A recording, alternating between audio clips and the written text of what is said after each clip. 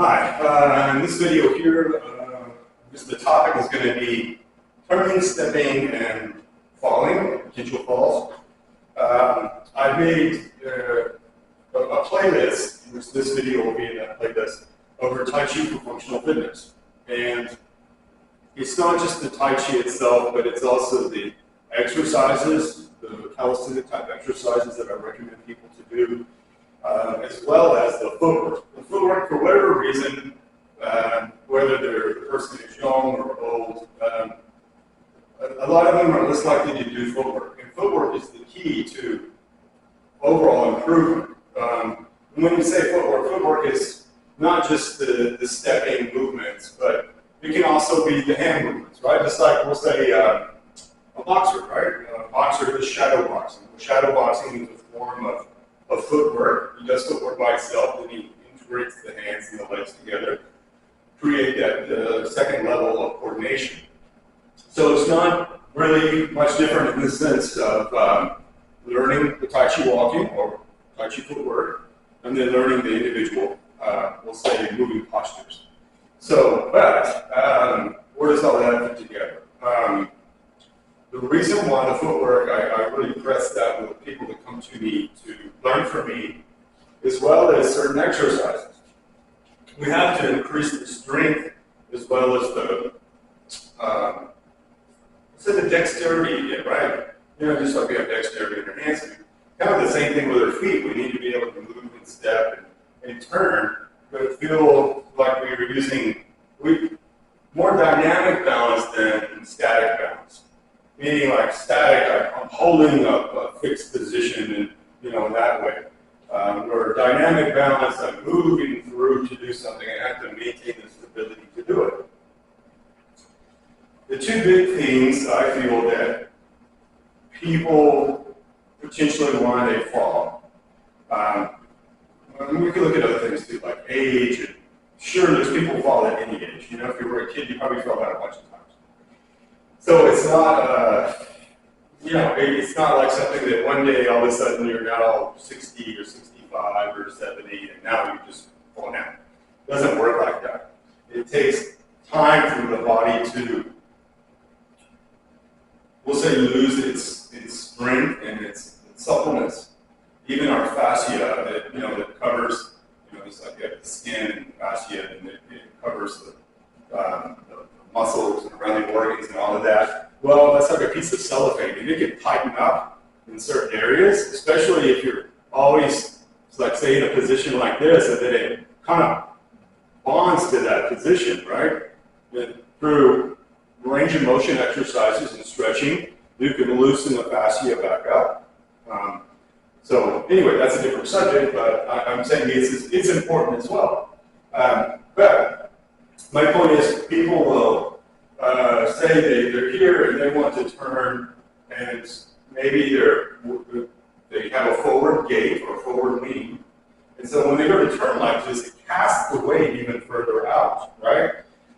Or say, for example, they step behind, and as they do, they lean. And so in turn, it makes it easier to lose the footing and fall. And back to what I was saying about the dynamic balance versus static. A lot of times when somebody goes to, say they do that, right? They step backwards, and then they feel like they're going to lose their stability, and they tighten up, and especially they tighten up the waist and the core. When doing that, you lock yourself out in a sense, and so it's easier to fall. Dynamic balance, if I go to lose my balance, I should be able to keep my body, or better sense, is like a bobber in water, right? The waves or something make it move, but then it'll come back to a level position. And we want to be able to do that with our bodies. If we freeze up, we tighten ourselves up, again, easier for us to fall because we locked out the waist, and we can't really put force down into the feet as much when we do that. If we lock something, it's harder to let these muscles relax and let the weight sink down into the feet to stabilize it.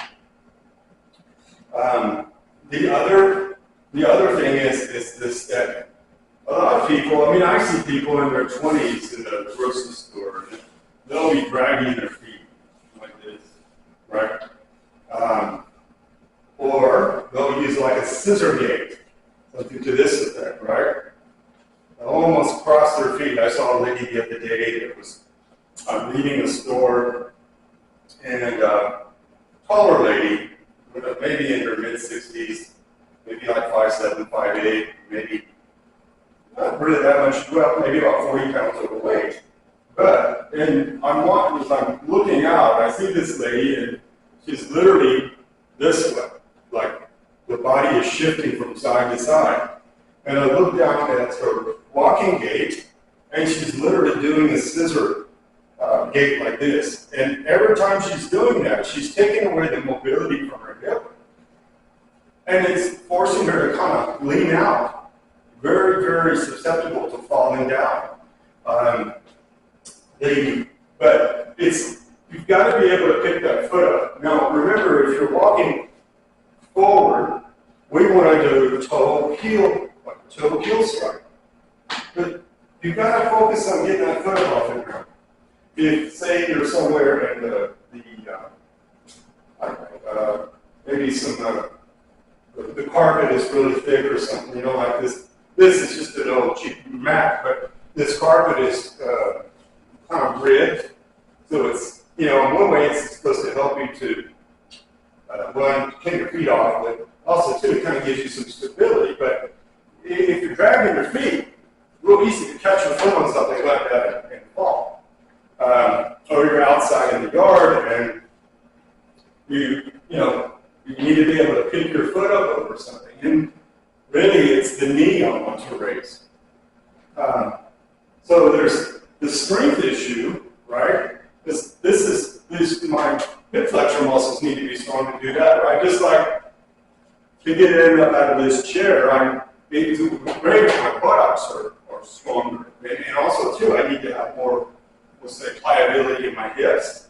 If not, you're going to be stiff and it's going to be really hard to get up, or you push yourself out, or pull up on something. So you have that as an issue. Again, I've made videos over exercises, and I'm going to tie all of those exercises back together into a video. But the ones from the door frame, they're really good if you can do them at any age. But those are really good exercises to strengthen your legs and your core so that we can potentially prevent issues. At the same time, if you're doing Tai Chi, I want to be able to get that knee up, and I want to have that stability and balance. I want to be able to get it up where I can do these actions, right? So it's a win-win, right? So if you take you back to the forms, you've got calisthenics, you've got apparatus training, all of those things can be done. But if you're overwhelmed by the content, or it seems like a whole lot, it is. But it's your body and it's your life, and you've got to be able to. Anything else, if you've ever done anything in your life, like you've got a certificate in something, a degree in something, you've accomplished anything, you know that it takes a lot of effort. And if you put yourself in a situation where you're unhealthy, you're overweight, or just lacking the strength, all of those kind of factors. If you didn't do that, it didn't just happen overnight. It took a long time. Well, it potentially is going to take a while to get you back there. But we're going to look at a few things to maybe get you started, to get you thinking about it, and maybe these things will help too.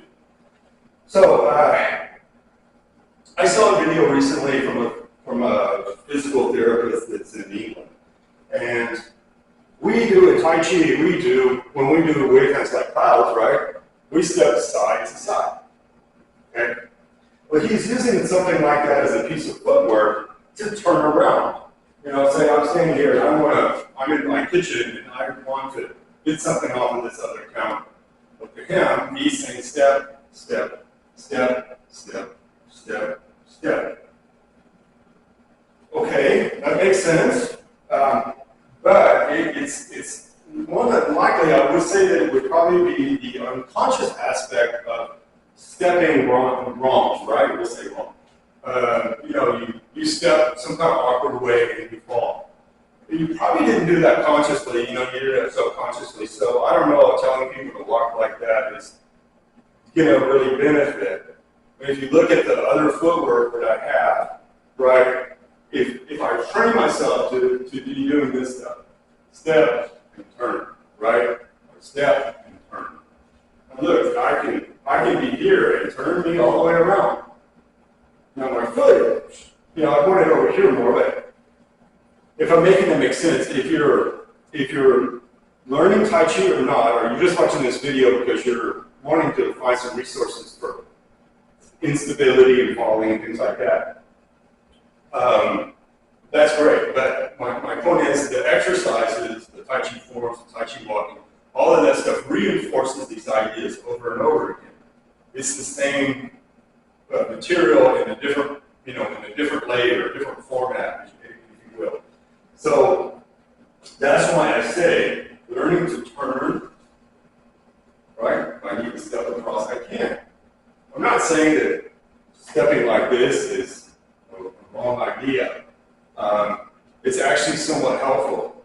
But if I break it apart more, and that's basically the one layer of what I'm doing, we'll say. I want something over here, right? I don't have to step like this, right? I'm still not even using my legs. I'm still like on two little pegs or something, right? It's not addressing the idea of not having strength in the hips and being able to use the legs as much as we want. So if we can take and put those two pieces together a little more, right? I step and I turn, right? I'm here and facing this thing that I want, right? Or I'm here, or you're doing something, I don't know, with a grocery store or something, whatever. And there's something over here I want. I need to either be able to step back and turn, or if I step forward, I can turn that way, right? It's the same thing that I'm sharing, but I need that stable base. The other part of it too is this. It's back to the lady doing the scissor gate walking, right? I mean, I honestly, I don't think there was anything physically wrong there. I met a man last week, and I at a intro class that I showed to a group of about 10 people, and the man, one of his legs was shorter than the other from a severe accident when he was younger. And so, his stability is off too, but his feet are this much different in height. Okay, well you can't change that. But the lady walking like this, if she would just change the width of her stance, see, if I can be like this, just think my hips, my feet, and my shoulders. If I can line these things up when I'm walking, I have so much more stability. I don't think it's the turning around as much as it is the width and the lean of the body. Meaning if I'm like this, right, I have this same width, and if I step here, when I turn, I maintain it, right? Even if I pass the foot behind the other foot or across the other foot, I'm more apt to maintain my stability if I leave it wide. I think the main problem is that when people do these kind of actions, they cross the foot so close to the other one that, again, it blocks the hip. It takes the mobility away, right? And at the same time, it's kind of hard to turn around. The same thing passing across the front this way. Now, see, in Shangxi Tai Chi that I teach, we utilize both of these actions.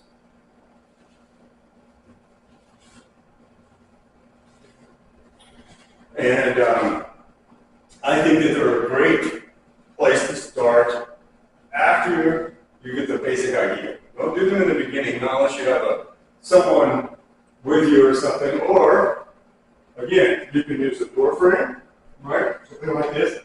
And as I step, right, I want to make sure that I'm not closing off my legs so I take away my mobility. And when I turn, I should be able to maintain that. Same thing if I step across the front.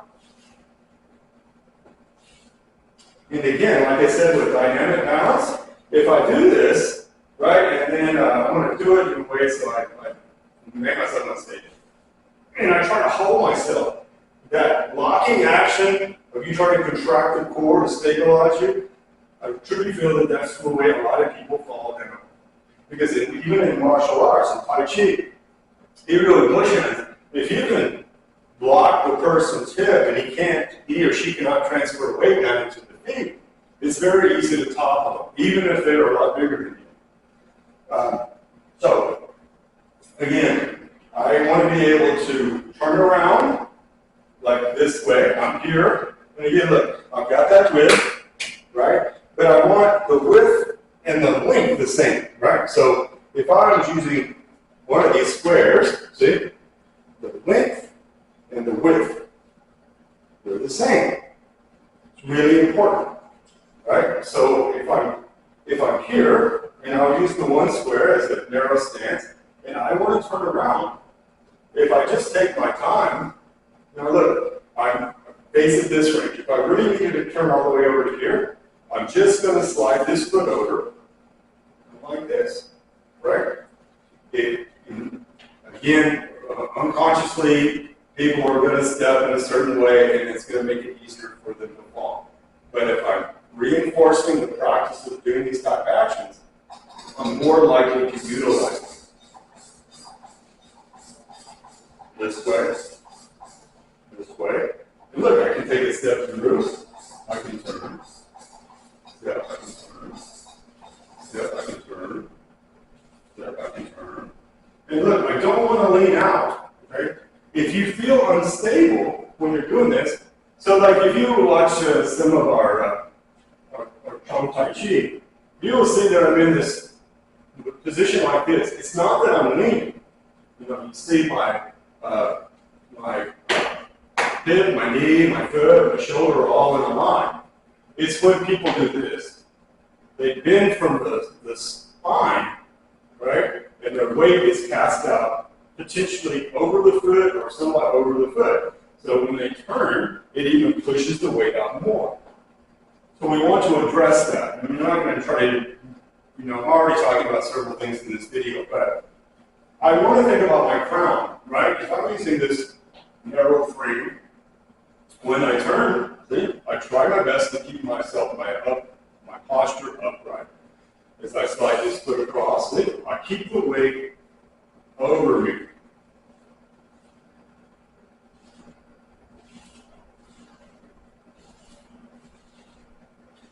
The turning from side to side, like this, you're doing something, I don't know, you're washing dishes or something, and you need something over here.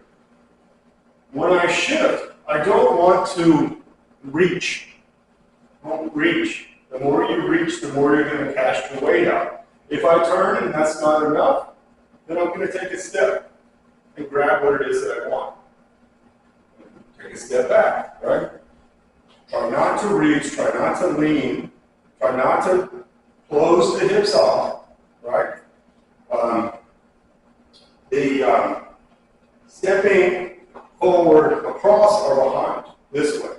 Remember, like I said, if I do it this way, it is too narrow. Look at my feet. I want to be able to turn so that my feet are here together. Another thing to think about, too, is the amount of weight that's on the leg that's stepping or turning. A lot of people, when they step out or something, they put so much weight into the one leg that they're not stable, and then they finish the turn, which makes them unstable. In other words, they do these actions too close together. When you're practicing, if you can step, stabilize, then turn, right? Step, stabilize, turn. And if you feel a little wobbly, it's okay. What I mean by that, again, we don't want to work with static balance, we want to work with dynamic. So if I step across and I feel a little wobbly, stabilize. If when I turn, I'm a little wobbly, that's okay. Just sink the hips more, sink the weight into the feet, make yourself more stable. Keep the head upright, but don't tighten things up, right? Relax the body. Yep. Relax.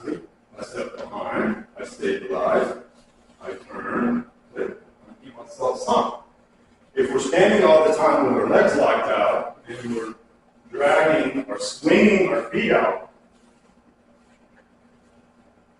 we're never giving our hips and our legs and our core the opportunity really to engage all the way, right? The more that, I'm not saying go to Walmart and walk around with a shopping cart like this, right? But I should be able to take a few minutes a day or 2 or 3 days a week and work on this type of footwork. Even if you're not doing Tai Chi, this stuff is good for you.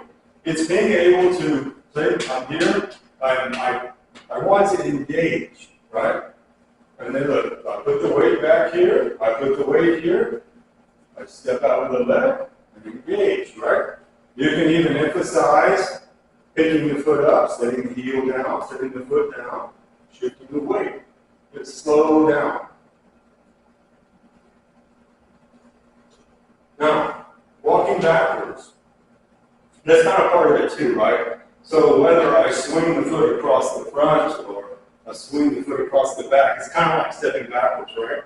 So we want to really focus on those linear lines first, right? Linear lines are being able to step forward, picking that foot up,